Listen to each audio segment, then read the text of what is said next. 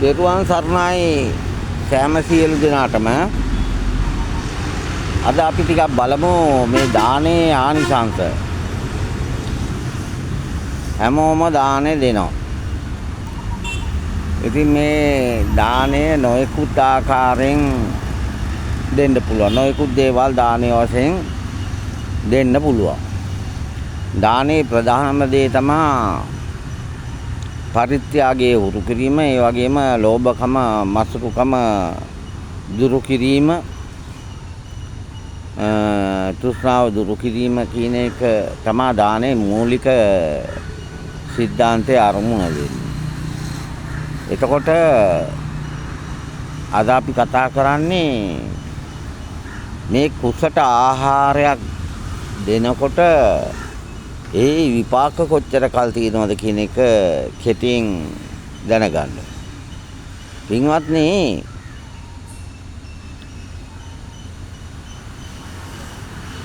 අපිට සාමාන්‍ය සත්වයකට, තිරිසන් සත්වයකට දානයක් දුන්නාම ඒ දානේ ආත්ම, ඒ කියන්නේ ජීවිත 100ක් ඒක විපාක දෙනවා කියලා සඳහන් වෙනවා. එතකොට පෘථග්ජනයෙකුට, ඒ කියන්නේ ධර්මය අවබෝධ කරපු නැති, එතකොට සීලයක් නැති සාමාන්‍ය ජීවිත ගත කරන පිරිස පෘථග්ජන කියලා කියනවා. ඒ අයට දානයක් දුන්නොත් කල්ප 1000ක්,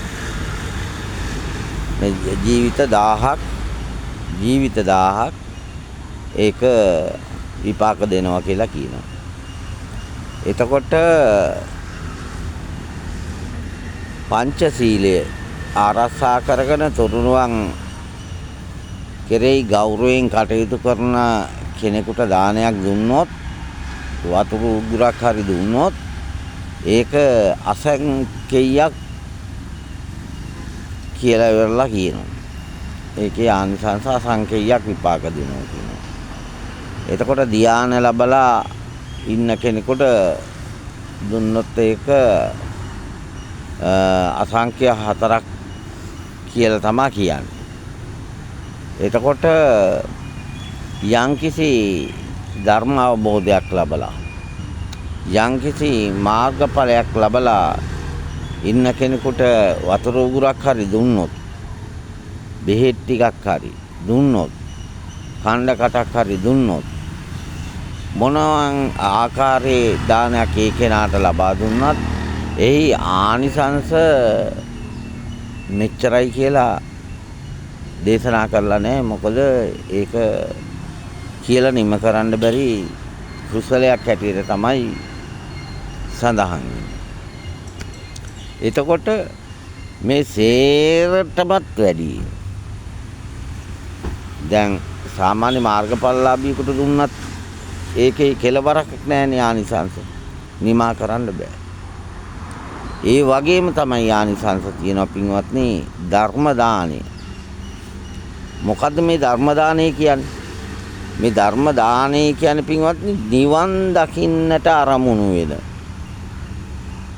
අවබෝධයටපත් වෙන්නට හැකි ආකාරයේ ධර්මයේ පිළිබඳව තමයි කියන්නේ.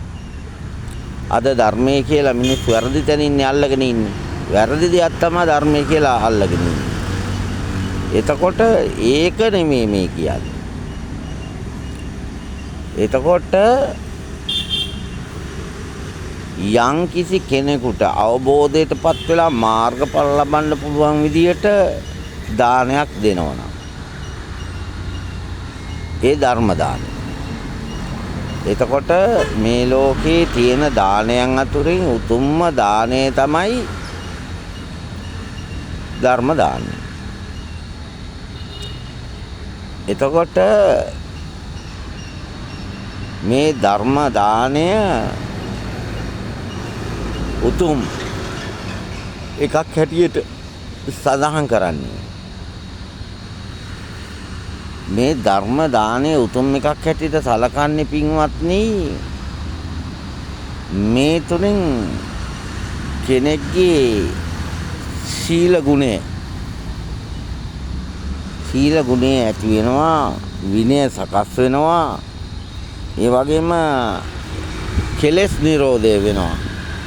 මාර්ගඵල ලබනවා. අවබෝධයටපත් වෙනවා.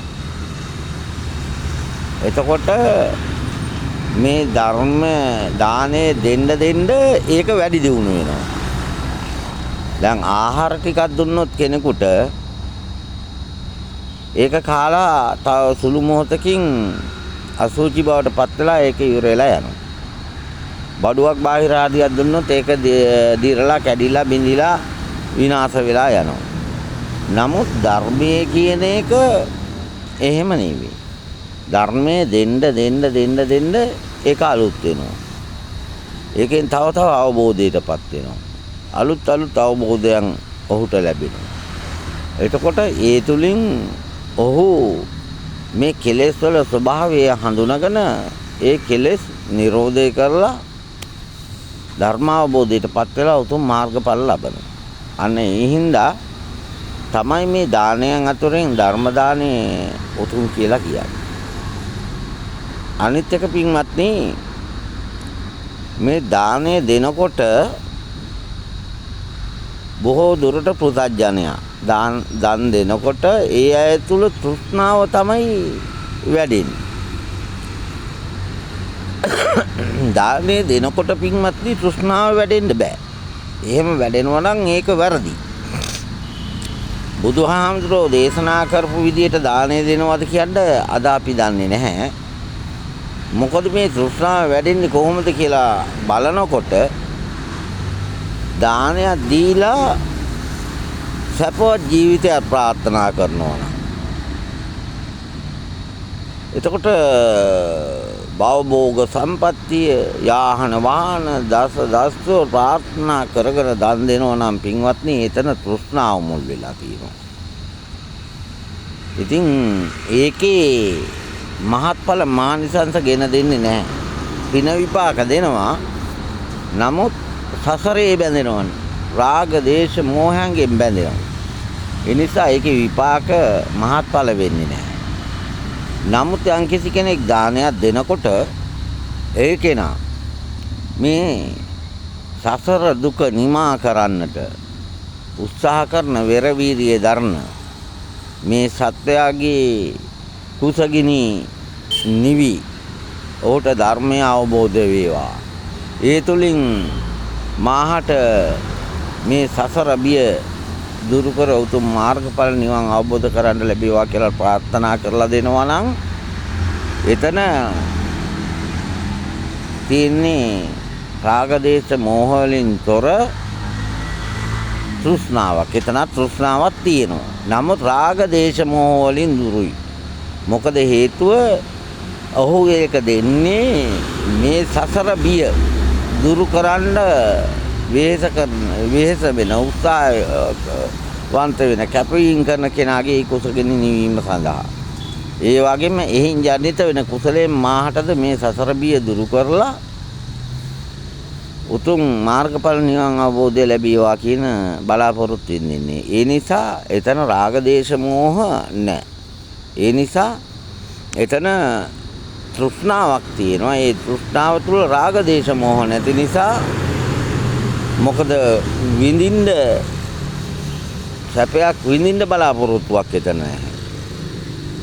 සැපේ ඇලෙන බලාපොරොත්තුවක් එතන නැහැ. ඒ නිසා ඒ කුසලේ නැත පින්කමේ මහත්ඵල මානිසංසයි. ඒ නිසා මේ දානයක් දෙද්දී පින්වත්නි අපි මේ හැම දෙයක් ගැනම දැනගෙන අවබෝධයෙන් යුතුව කටයුතු කරනවා නම් තමයි ගොඩක් වටින්නේ. අනිත් එක බුදුහාමුදුරුවෝ මේ බලාපොරොත්තු වුණේ දානේ කියලා මේක නෙවෙයි පින්වත්නි. බුදුරජාණන් වහන්සේ ඉපදෙන්න ඉස්සෙල්ලත් ඔය දාන සීල භාවනා තිබ්බනේ. බුදුහාමුදුරුවෝ ඉපදෙන්න ඉස්සෙල්ලා ඒවා තිබ්බා. ඒවා තිබ්බ හින්දා තමයි ඔය ආලාර කාලාම උද්දකරාම පුත්ත ඕම කියලා පිරිසක් බිහි වෙලා හිටියට තාපස පිරිසක්. ඉතින් ඒ දාන සීල භාවනා තිබ්බ නිසා තමයි ඒ බිහි වෙලා හිටියේ. නැතෝ මේ බුදුහාමුදුරුවෝ දේශනා කරපු එකක් නෙමෙයි මේ දාන සීල භාවනා. නමුත් බුදුරජාණන් වහන්සේ මේක අනුදැනව දාලා. හැබැයි ඔය දෙන දානේ නෙමෙයි. මොකද්ද දානය කියන්නේ? තමන් මේ සසර දුකින් ඈතර වෙන්නට ඒ බලාපොරොත්තුව මුල් කරගෙන ඒ අදහස ඒ අරමුණ මුල් කරගෙන දෙන දේ තමයි දානය කියලා බුදුරජාණන් වහන්සේ අදහස් කරන්නේ බලාපොරොත්තු.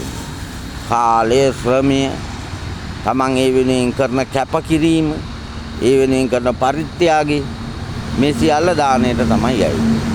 හොඳයි මට හිතෙන්නේ තේරෙන්නට ඇති මේ පින්වත් පිරිසට. ඉතින් මේ තේරුම් අරගෙන මේ දේවල් මේ සසර බිය දුරු කරලා උතුම් අමා මහ නිවනින් සැනසෙන්නට උත්සාහ කරන මාර්ගඵල ලබන්නට උත්සාහ කරන තෙරුවන් සරණයි.